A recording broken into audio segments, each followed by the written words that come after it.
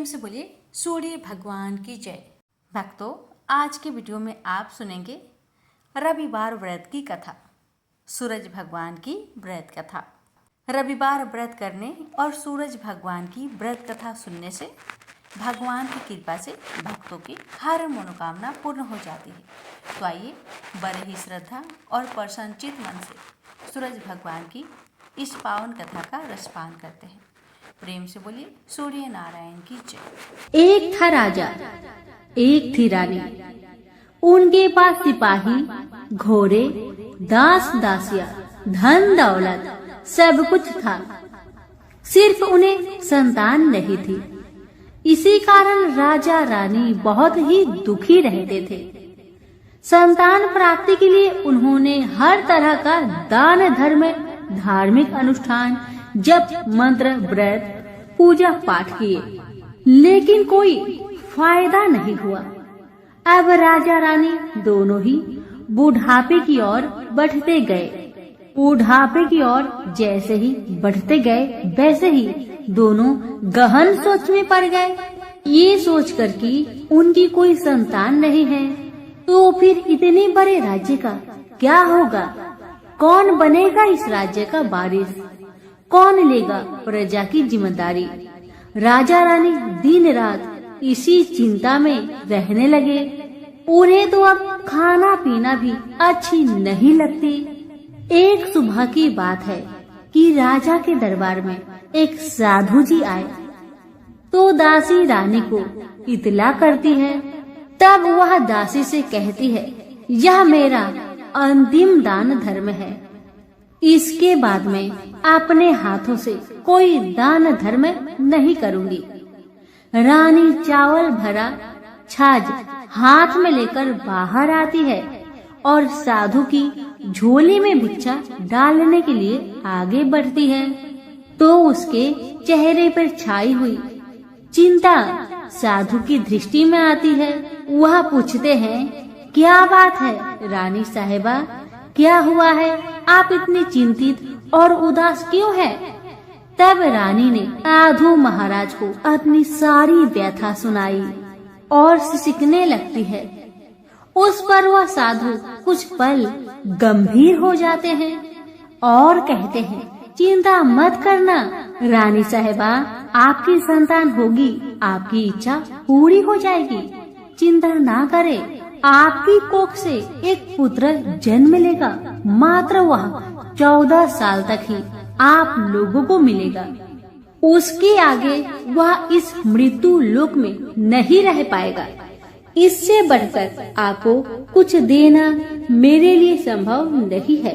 अपनी बात पूरी करते उसने अपनी झोली में हाथ डाला, थोड़ी सी भाभूत निकालकर रानी को दे दी और कहा, आप और महाराज दोनों इसे बांटकर ग्रहण करना। आपको जल्दी ही पुत्र प्राप्ति होगी।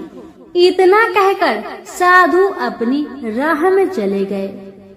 उनके जाने के बाद रानी सोचने लगी, 14 साल तो 14 साल ही सही, उतने समय के लिए हमें पुत्र तो मिलेगा, यही काफी है। उतने साल तक मैं उसे जी जान से बड़ा करूंगी, उसे ढेर सारा लाड़ दुलार करूंगी, अपनी संतान की हर मुरादे को पूरी करूंगी। उस रात अपना सारा राजकाज खत्म करके राजा जब रानी के महल में गए, तो रानी ने क्या किया कि राजा को सारी बात बताई जो साधु जी ने उन्हें बताया था। रानी ने साधु की दी भभूत राजा को दिखाकर बोली, साधु महाराज ने यह भभूत हम दोनों को ग्रहण करने को कहा है। राजा बोले, इतना दान धर्म किया, जब तब किया, कोई फल नहीं मिला। अब इस भभूत से हमें संतान प्राप्ति होगी, ऐसा है क्या? उस पर रानी बोली, जब इतना सब कुछ किया तो अब यह भी सही करके देख लेते हैं। आप बेमतलब की उस साधु के क्रोध को क्यों हम बुलावा दे? राजा को अब किसी पर विश्वास नहीं था, लेकिन पत्नी को दुख न पहुँचे इसलिए वह राजी हो गए। राजा राजी हो गया तो फिर क्या होता है कि राजा रानी दोनों नहाते धोआते हैं, फिर अपने अपने भगवान का स्मरण करते हैं, अपने पुरखों को स्मरण करते हैं और उस साधु महाराज का नाम स्मरण करके वह भभूत बांटकर दोनों खाते हैं। उसके बाद दोनों निश्चिंत होकर सो जाते हैं। तो कुछ दिन गुजर जाते हैं और साधु द्वारा कहे अनुसार रानी गर्भवती हो जाती है।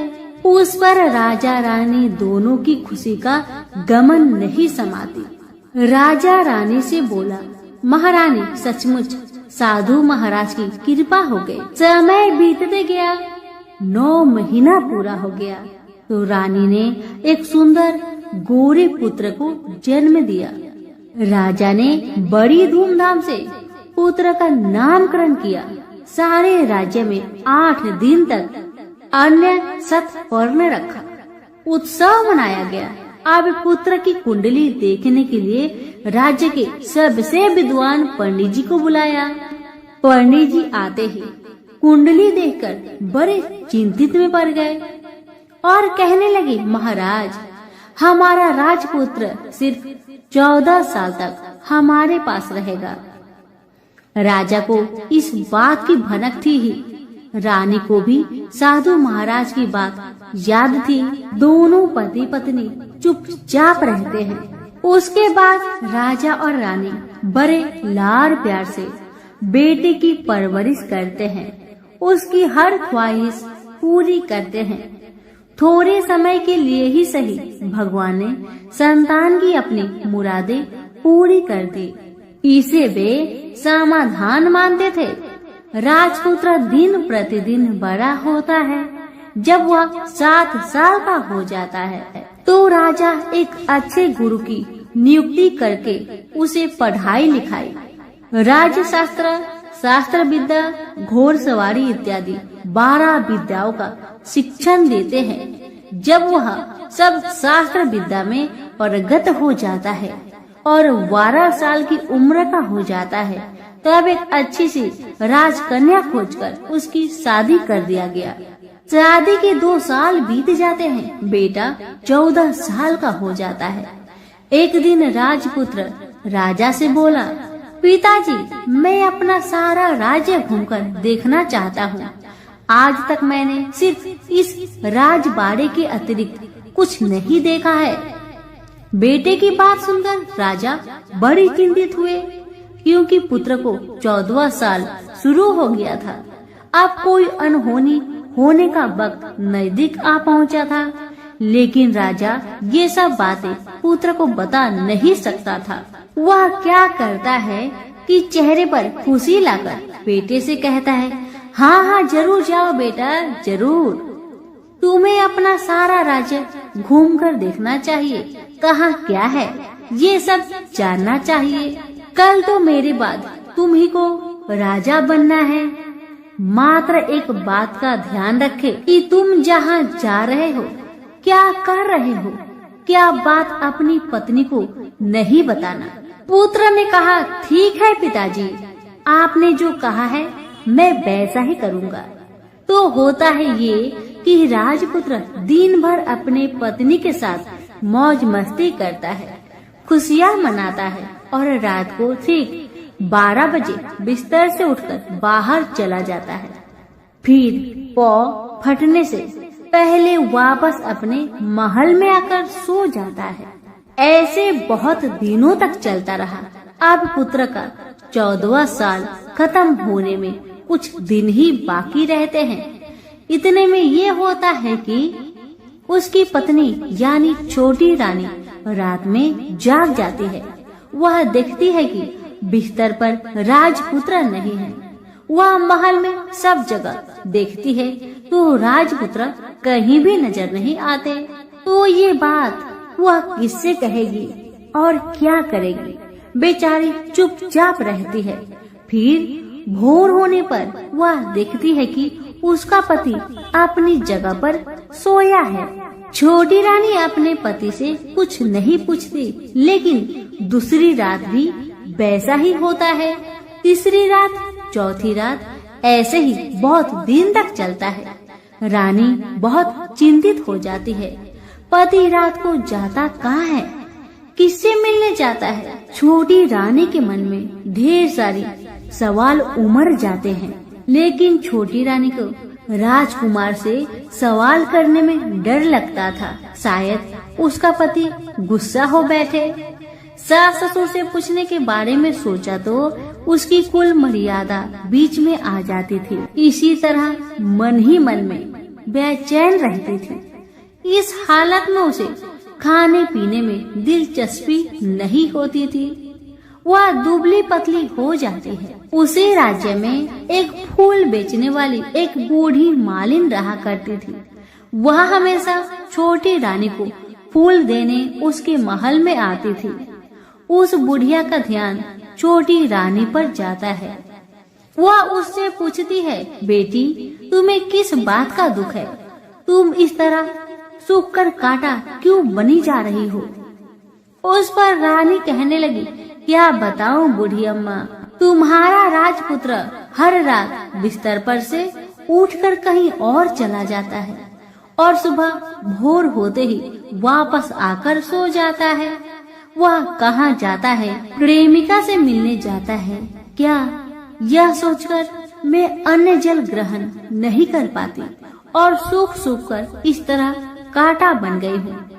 बुढ़िया सब बात सुनकर उसे एक उपाय बताती है और कहती है, बेटी तुम ऐसा ही करना, आज रात तुम सोना मत, उसके पीछे जाकर देखना कि वह कहाँ जाता है, क्या करता है, उसकी अच्छी तरह से पहरेदारी करना। इस पर छोटी रानी ने कहा, मुझे नींद आ गई तो मैं क्या करूँगी? तब बूढ़ी अम्बा ने कहा, तुम्हें नींद न आए इसलिए एक काम करना, अपने बाएं हाथ की उंगली में एक जख्म करना, उस पर थोड़ी सी मिर्च छिड़कना, उससे तुम्हें बड़ी जलन होगी और उस पीड़ा से तुम्हें रात भर नींद नहीं आएगी। रानी बुढ़िया के कहे अनुसार करती है। उंगली की जलन से उसे बड़ी देर तक नींद नहीं आती, लेकिन बाद में वह सो जाती है। दूसरे दिन सुबह बुढ़िया फूल लेकर उसके महल में पहुंचती है और पूछती है, क्या हुआ बेटी, देख पाई? क्या तुम्हारा पति कहाँ जाता है? रानी कहने लगी, नहीं अम्मा, पहले कुछ समय जलन के कारण मुझे नींद नहीं आई, पर कुछ देर पश्चात मैं सो गई थी। बुढ़िया कहने लगी, कोई बात नहीं, आज तुम उंगली पर पहले से थोड़ा ज्यादा जख्म करना और ज्यादा मिर्च लगाना। बूढ़ी अम्मा के कहे अनुसार छोटी रानी ने वैसा ही किया, परंतु वह सिर्फ पति के बिस्तर से उठकर बाहर निकलते वक्त जाग पाई थी। वह उसके पीछे नहीं जा सकती क्योंकि उसकी आंखें उस समय तक मुद गई थी। दूसरे दिन सुबह बूढ़ी अम्मा आई तो उसने पूछने से पहले ही छोटी रानी ने बूढ़ी अम्मा को रोककर कहा, अम्मा, मैं आज भी उनकी पहरेदारी ठीक तरह नहीं कर पाई। बुढ़िया कहती है, रोना नहीं बेटी, सब कुछ ठीक हो जाएगा। तुम आज रात जख्म और बड़ा करना और उस पर ज्यादा से ज्यादा मिर्च छिड़कना। और एक काम करना बेटी, वह जब जाने के लिए निकलता है तो उसका रास्ता रोकना। बुढ़िया ने जैसा बताया रानी ने वैसा ही किया। आज रात उसे नींद नहीं आती। अब जैसे ही रात के 12 बजे राजकुमार बिस्तर से उठकर जब महल से निकलने लगे तो बुढ़िया के कहे अनुसार रानी ने वैसा ही किया। दौड़कर जाकर अपने पति का रास्ता रोककर कहने लगी कि कहाँ जा रहे हो, किससे मिलने जा रहे हो, मुझे बताओ। राजपुत्र उसे समझाने की बहुत कोशिश करता है। देखो, अगर मैंने तुम्हें वह बताया तो मैं तुम्हें दोबारा नहीं मिल पाऊंगा। पत्नी कहने लगी, कोई बात नहीं, न मिल पाओ, लेकिन आप रात के समय कहाँ जाते हो ये मुझे पहले बताओ। अब राजपुत्र निरुपाय हो जाता है। पत्नी की जिद के आगे उसकी एक नहीं चल पाती। ठीक उसी समय उसका 14वां साल खत्म होकर 15वां साल लगने वाला था। जो होता है वह हो जाने दो, वह सोचता है। कुछ चावल मंत्रों से सिद्ध करके पत्नी को देकर कहता है, इन चावलों के दानों को दोनों हाथों की मुट्ठी में पकड़ना। पहले दाएं हाथ में पकड़े चावल मेरे ऊपर फेंकना। मैं कौन हूँ तुम्हें पता चल जाएगा। बाद में बाएं हाथ में पकड़े चावल मेरे ऊपर फेंकना। मैं जैसा था तुम्हें मिल जाऊंगा। लेकिन यदि तुम बाएं हाथ के चावल मेरे ऊपर फेंकना भूल गई तो मैं तुम्हें कभी नहीं मिल पाऊंगा। राजकुमारी ने कहा, मैं नहीं भूलूंगी। रानी बड़े आत्मविश्वास के साथ कहकर दाएं हाथ में पकड़े चावल पति के ऊपर फेंक दिया तो राजपुत्र एकदम एक विशाल घोड़ा बन जाता है। एकदम उद्यमा सफेद गर्दन पर लंबी आयल देखते देखते वह तेजी से दौड़ने लगता है। रानी उस घोड़े को एकदम आश्चर्य से देखने लगती है और पति ने बाएं हाथ के चावल फेंकने की जो बात कही थी वह भूल जाती है। उसकी आंखों के सामने घोड़ा महल से बाहर निकलकर चला गया। घोड़ा जो महल से बाहर गया तो वह वापस नहीं आया। अब रानी को बड़ा पश्चाताप हुआ। वह स्वयं को कोसने लगी, लेकिन अब कोई फायदा नहीं होने वाला था। राजपुत्र अब वापस नहीं आने वाला था। सुबह होते ही महाराजा महारानी को सब बात पता चली। उन्हें बहुत दुख हुआ। वे बिस्तर पकड़ते हैं और राह देखते हैं कि एक दिन उनका बेटा वापस आ जाए। इस तरह 1 महीना गुजरा, 2 महीने गुजरे, 3 महीने गुजरे, आखिर 6 महीने पूरे हुए। राजपुत्र का कोई आता पता नहीं लगा। प्रधान राजपुत्र को ढूंढने के लिए राज्य के गांव-गांव सिपाही भेजा गया, लेकिन उन्हें कोई सफलता नहीं मिली। इधर रानी अपनी हठ के कारण पति गायब हो गया, यह सोचकर स्वयं को मन ही मन कोसती रही और प्रण लेती है कि कुछ भी करके पति को ढूंढ लाएगी और उसे वापस घर ले आएगी। एक दिन वह सुबह उठकर सास ससुर के महल में जाती है और कहती है कि मैं अपने पति की खोज में जा रही हूँ। महाराजा महारानी को और क्या चाहिए था, बस उनका बेटा उन्हें वापस मिल जाए। बहू को उन्होंने अनुमति दे दी और कहा कि बेटी तुम्हें जहाँ जाना है जाओ, जो करना है करो, पर मेरा बेटा को लेकर ही वापस आना। भगवान तुम्हें कामयाबी दे। अब रानी क्या करती है कि अपना शाही भेष बदलकर एक सेठानी बन जाती है। कुछ दास दासियों को, कुछ नौकरों को साथ में लिया, कुछ सामान साथ लिया और राज्य की सीमा पर जाकर वहाँ एक भोजनालय खोल दिया। वह आने वाले सब यात्रियों को खाना मुफ्त में देने लगी। मात्र एक शर्त रखी कि खाने वालों को उसकी देखी कोई अजीब चीज उसकी मालकिन को यानी राजकन्या को बतानी पड़ेगी। तो वहाँ आने वाला हर नागरिक अपनी तरफ से मैंने यह देखा, मैंने वह देखा कहकर वहाँ से मुफ्त खाना खाकर जाता था। परंतु रानी को जो बात चाहिए थी वह अब तक किसी से नहीं मिली थी। ऐसे ही कुछ दिन बीत गया तो इधर होता है कि रानी के महल फूल लेकर जाने वाली बुढ़िया के एक बेटा और बहू थे। उनका एक छोटा बेटा था, यानी बुढ़िया का एक पोता था। बेटा और बहू सुबह काम के लिए निकलते थे तो पोते को संभालने की जिम्मेदारियां बुढ़िया पर रहती थी। बुढ़िया दिन भर पोते को संभालती थी। एक दिन होता है कि बुढ़िया को पान खाने की आदत थी, तो पान खाने के लिए चूना चाहिए था। बुढ़िया उसे तैयार करने के लिए सीपियां लेकर आई। इन सीपियों भूनने के लिए गोबर के कंडे चाहिए थे। कंडे इकट्ठा करने के लिए वह बांस की टोकरी लेकर चरवाहे के मैदान में गई। वहाँ बहुत सारे कंडे थे। उन्हें जमा करते करते उसे घर आने में अंधेरा हो गया। इस और शाम होते ही काम से वापस बेटा बहू घर पहुँचे तो देखा कि बच्चा घर पर अकेला है और रो रहा है।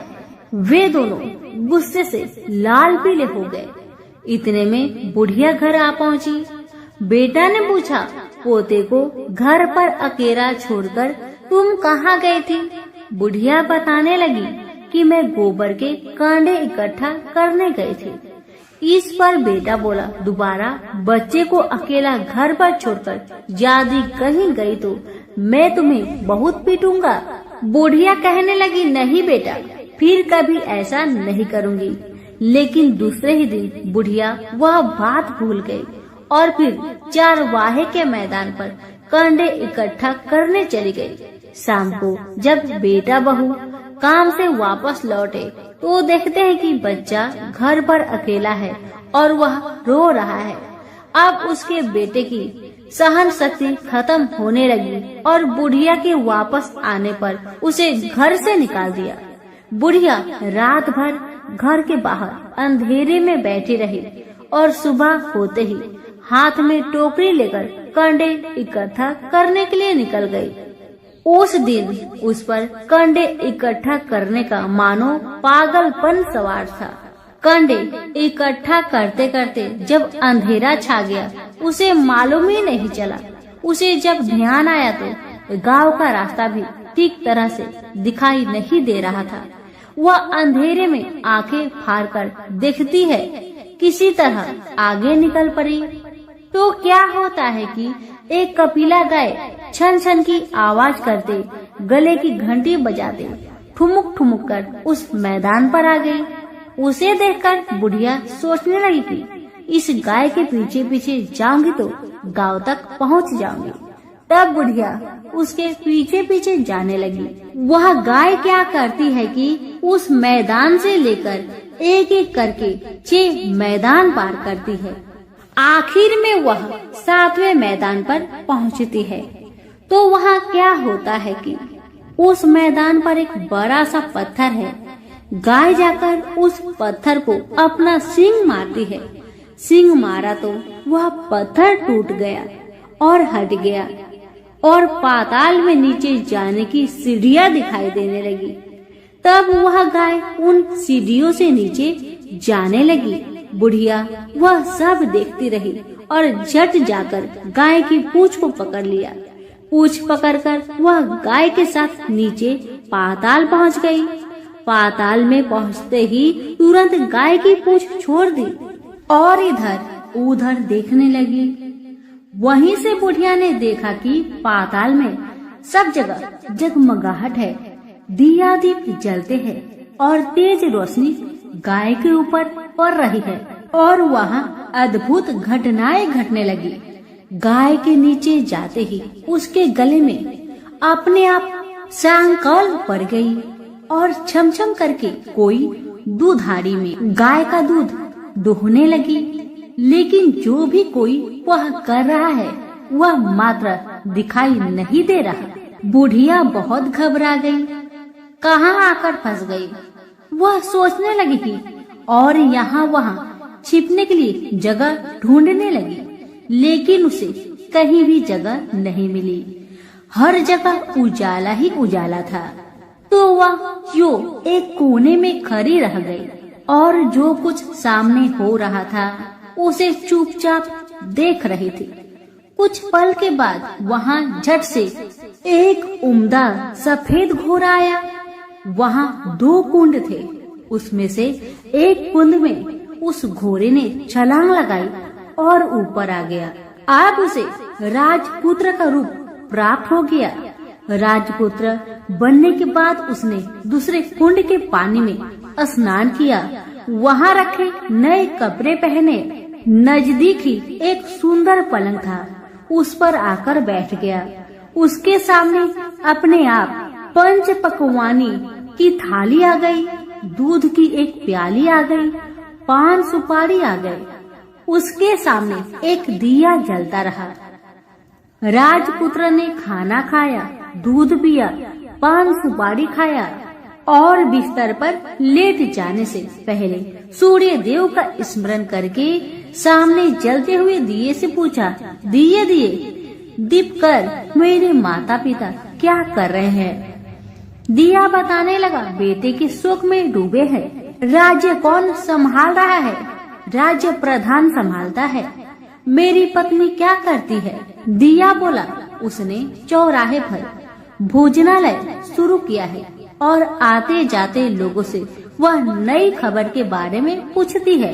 दिए के यह कहते ही राजपुत्र कहने लगा, ठीक है। उसके बाद वह सो गया। बुढ़िया कोने में खड़ी रहकर यह सब देखती रही। ऐसी अद्भुत घटना उसने जिंदगी में पहली बार देखी थी। उसे अंदर ही अंदर चुलबुलाहट होने लगी। वह अपनी भूख प्यास भूल गई और आगे क्या होता है कि उसे उत्सुकता से देखने लगती है। लेकिन उसके बाद और कुछ घटनाएं नहीं घटती। रात गुजर गई और सुबह हो गई। सुबह होने पर पलंग पर सोया राजपुत्र उठा और फिर से पहले वाले कुंड में छलांग लगाई तो वह फिर से घोड़ा बनकर कुंड से बाहर आ गया। बाहर आते ही वह तेजी से उस पाताल नगरी से बाहर निकल गया। लेकिन वह कहाँ गया, बुढ़िया को कुछ पता नहीं चला। उसके बाद पिछली रात की तरह कोई उस गाय का छमछम करके दूध दुहने लगा।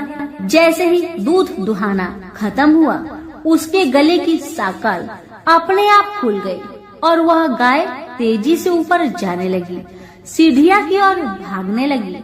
गाय को दौड़ते देखकर बुढ़िया सोचने लगी, अब गाय के साथ यहाँ से ऊपर जाना ही समझदारी है, नहीं तो कोई मुसीबत आकर मेरे ऊपर टपक जाएगी। झट से उसने गाय की पूंछ पकड़ ली और गाय के साथ ऊपर आ गई। गाय जब ऊपर मैदान में पहुंची तो उस सुरंग का रास्ता अपने आप बंद हो गया और उसके मुख पर एक बड़ा सा पत्थर पूर्ववत खड़ा हो गया। ऊपर आकर वह गाय जंगल की ओर निकल गई तो इधर बुढ़िया एकदम बावली सी हो गई। उसने पाताल नगरी में जो कुछ देखा वह जल्दी से जल्दी किसी को बताने के लिए उतावली हो उठी। उसे एकदम याद आया है कि नगर की सीमा पर कोई औरत भोजनालय चलाती है और नई बात बताने वालों को अच्छा खाना पीना मुफ्त में देती है। वह सोचने लगी कि क्यों न मैं यह बात उस औरत को जाकर बताऊं। यदि उसे यह बात पसंद आ गई तो बाकी जीवन खाने पीने की झंझट से मुक्ति मिलेगी। बुढ़िया ने मन में तय किया और तुरंत उस भोजनालय के द्वार पर टंगे नगारे के सामने खड़ी हो गई और जोर जोर से नगारा बजाना शुरू किया। नगारे का इस तरह शोर सुनकर मालकिन यानी छोटी रानी मन से प्रसन्न हो जाती है कि शायद कोई बड़ी बात लेकर यहाँ आया है। रानी सिपाहियों को आदेश देती है, जाइए और जो कोई आया है उसकी अच्छी खातिरदारी कीजिए। आदेश पाते ही सिपाही नीचे दौड़ गए तो एक बुढ़िया नगारा बजा रही है। उन्होंने पूछा, क्यों रे बुढ़िया, क्या हुआ, क्यों नगारा बजा रही हो? बुढ़िया बोली, कुछ नहीं बेटा, यहाँ खाना मिलता है ना, इसलिए आई हूँ। बुढ़िया ने सिपाहियों से बोला, खाना मिलेगा? सिपाही बोले, हाँ मिलेगा, लेकिन तुझे कोई नई बात बतानी पड़ेगी। बुढ़िया बोली, हाँ बताऊंगी, एक बात मालूम है मुझे। इस पर सिपाही उसे अंदर लेकर आए। उनको मालकिन का आदेश था कि जो कोई बूढ़ा बुजुर्ग वहाँ आए उनके साथ अच्छी तरह पेश आना, उनका अच्छा आदर आतिथ्य करना। तो सिपाही ने इस बुढ़िया का भरपूर आदर आतिथ्य किया। उसे बड़ी सी थाली भरकर व्यंजन परोसते हैं। बुढ़िया कुछ दिनों से भूखी थी, वह खाने पर टूट पड़ी। खाना खाने के बाद सिपाही ने उसे नई साड़ी पहनने को दी। उसके बाद उसे लेकर रानी के पास आए। बुढ़िया और रानी ने तुरंत एक दूसरे को पहचान लिया। बुढ़िया बोली, बेटा तुम हो? और रानी बोली, बूढ़ी अम्मा आप है? बड़ी देर तक दोनों भली भांति की बातें करती रही। आखिर कुरवनी बुढ़िया से कहने लगी, अम्मा अब बताओ तुमने क्या बात नई देखी है? बुढ़िया बोली, मैंने कोई नई बात देखी नहीं है, वह तो मेरे पास तुम्हें देने के लिए खाने के लिए पैसे नहीं थे, इसलिए मैंने झूठ कहा और नगारा बजाया। रानी ने कहा, अम्मा घबराना नहीं, मैं किसी को तुम्हारा नाम नहीं बताऊंगी। फिर भी बुढ़िया मैंने क्या देखा, कब देखा करके आनाकानी करने लगी। इस पर कुंवर रानी ने उससे कहा, देखो अम्मा, यदि तुमने मुझे वह नई बात बताई तो मैं जिंदगी भर तुम्हारी देखभाल करूंगी, तुम्हें रानी माता की तरह रखूंगी। अब बुढ़िया बताने को तैयार हो गई। उसने जो कुछ उस चर गवाहे वाले मैदान पर देखा था वह सब कुछ कुंवर रानी को बता दिया। बुढ़िया की वे बात सुनकर कुंवर रानी को यकीन हो गया कि वह राजपुत्र उसी का पति है। वह तुरंत बुढ़िया से कहने लगी, अम्मा मुझे उस जगह पर ले चलो। तब बुढ़िया बोली, नहीं बेटी, वह पाताल राज्य है, साफ है, यदि किसी ने तुम्हें देख लिया तो तुम्हारी जान खतरे में पड़ सकती है। लेकिन रानी उसकी एक भी नहीं सुनती, उसे उस जगह ले जाने के लिए हठ करने लगी। आखिर में बुढ़िया ने उसका कहना मान लिया और कहने लगी, ठीक है, मैं तुम्हें वहाँ लेकर चलती हूँ, और आज नहीं कल वहाँ जाना है तो शाम को ही जाना होगा। तो दूसरे दिन दोपहर को रानी बुढ़िया के साथ उस मैदान पर गई और एक जगह छुपकर गाय की आने की राह देखने लगी। दिन ढलते ही अंधेरा घेरने लगा है और गाय हमेशा की तरह वहाँ आ गई। मैदान के उस कोने में जाकर उसने पत्थर पर सींग मारा तो झट से पत्थर हटकर वहाँ सुरंग में जाने का रास्ता खुल गया। गाय उस रास्ते से नीचे उतरने लगी तो बुढ़िया रानी से कहने लगी, जल्दी आगे बढ़ो बिटिया, हम गाय की पूंछ पकड़कर नीचे उतरेंगे। तो दोनों गाय की पूंछ पकड़कर नीचे उतर गई। बुढ़िया पहले जिस कोने में छिपी हुई थी उसी कोने में छिप गई। अब नीचे सब कुछ पहले जैसा घटित हो रहा था। गाय के गले में अपने आप साकल पड़ गई। कोई अदृश्य रूप से उसका दूध दोहने लगा। एक सफेद उद्मा घोड़ा ने आकर एक कुंड में छलांग लगाई तो राजपुत्र के रूप में ऊपर आया। वह राजपुत्र दूसरे कुंड में नहाने लगा। बाद में उसके सामने खाने की थाली आ गई, दूध की प्याली आ गई, पान बीड़ा आ गई। राजपुत्र सब ग्रहण करके सोने के लिए पलंग पर गया तो सोने से पहले सूर्य देव का स्मरण करके दिए से पूछने लगा, दिए दिए दीपंकर, मेरे माता पिता क्या कर रहे हैं? तो दिया कुछ जवाब नहीं दिया, बल्कि वह बुझने लगा है। तब राजपुत्र को कुछ अघटित हुआ। इसका संदेह हो गया कि वह उदास हो गया और जो कुछ हुआ है वह हो जाने दो, ऐसा सोचकर सोने के लिए बिस्तर पर लेट गया। अब रानी का संयम छूट गया। वह दौड़कर पति के पास गई और उसके पैर पकड़ने के लिए आगे बढ़ने लगी। राजपुत्र तुरंत ही पत्नी को पहचान लिया। वह झट से पीछे हट गया और चिल्लाने लगा, नहीं नहीं, मुझे मत छूना, सर्वनाश हो जाएगा। रानी दोनों हाथ जोड़कर पति से अपनी भूल स्वीकार करने लगी। स्वामी, मुझसे भूल हो गई है। मुझे आपसे नहीं पूछना चाहिए था कि आप रात को कहाँ जाते हो। मैं अपनी भूल स्वीकार करती हूँ। मुझे मेरी भूल की सजा मिल गई है। अब आप घर चले। आपके वियोग में आपके माता पिता ने बिस्तर पकड़ लिया है। आपकी प्रजा भी बहुत दुखी है।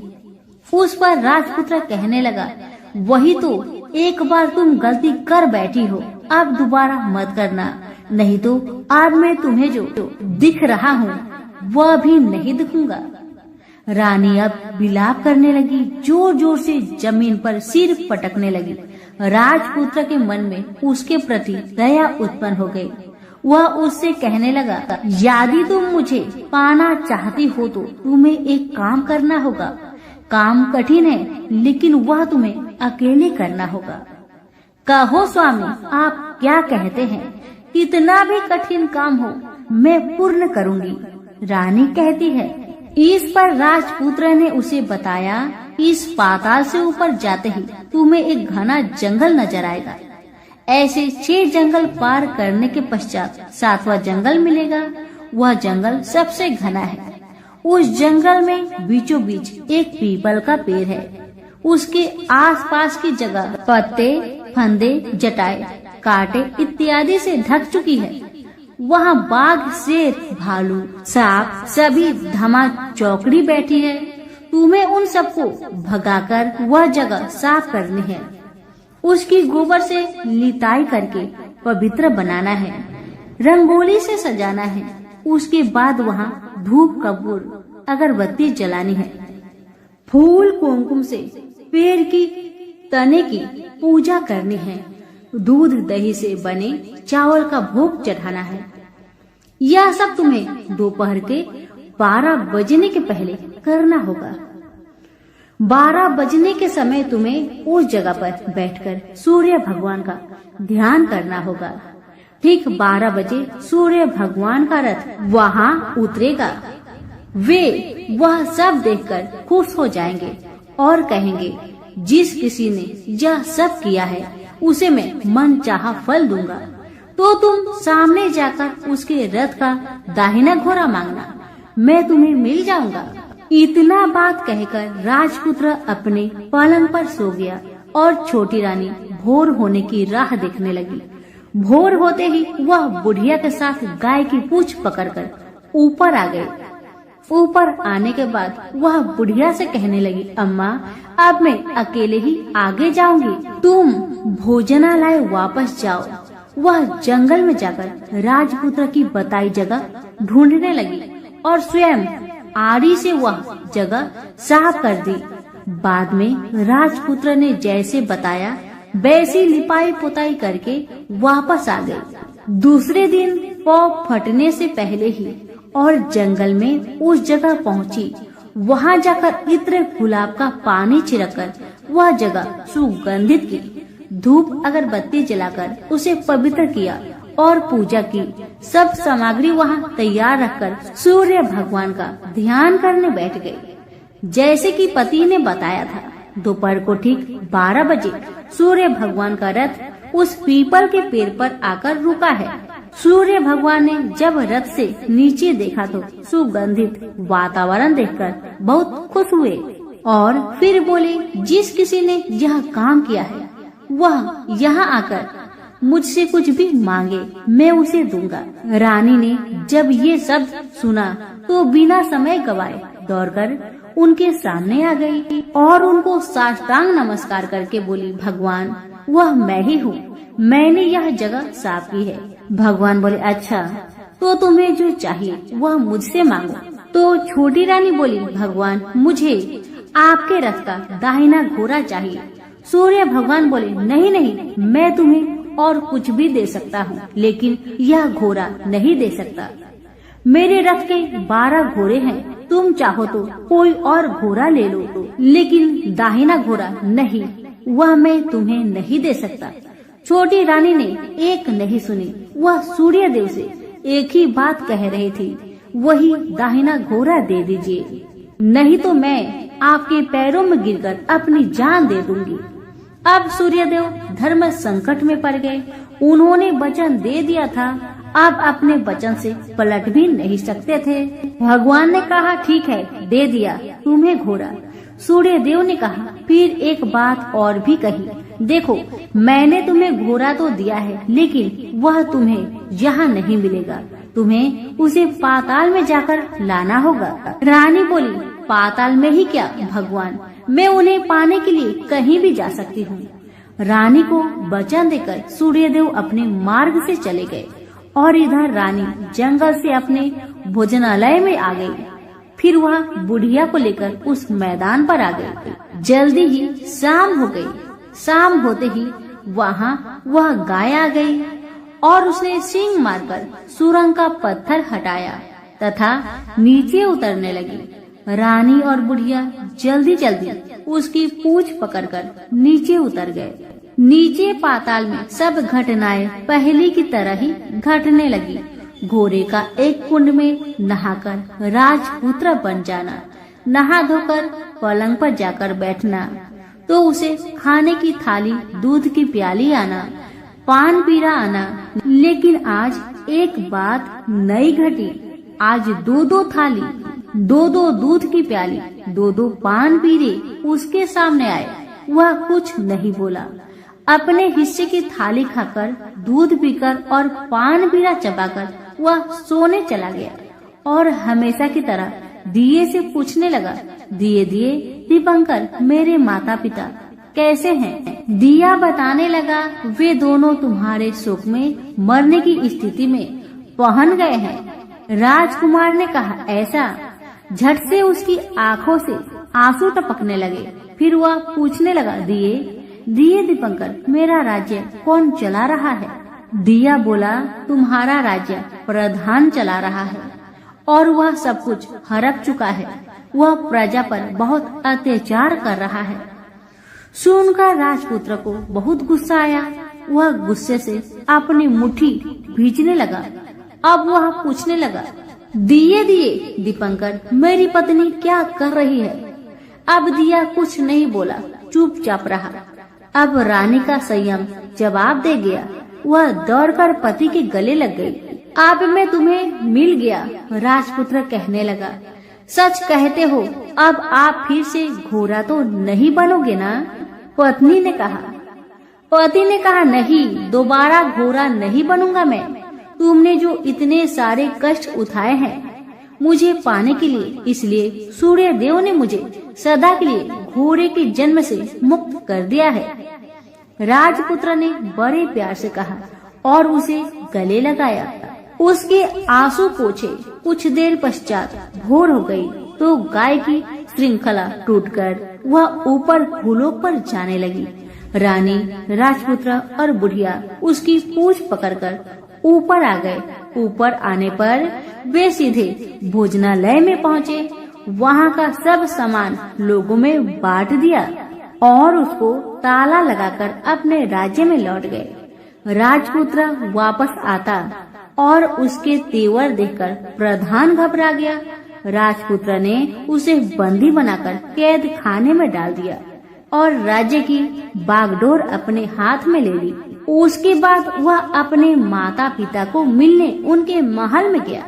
तब राजपुत्र क्या देखता है कि उसके माता पिता उसके शोक में सिर्फ पंजर बने हुए हैं। पुत्र को वापस आया देखकर मरणासन राजा रानी की आंखों से टप टप आंसू बहने लगे। इन दोनों ने पुत्र को गले लगाया, उसे प्यार से सहलाया। इतना होने के बाद उनके सेहत में एकदम सुधार आने लगा।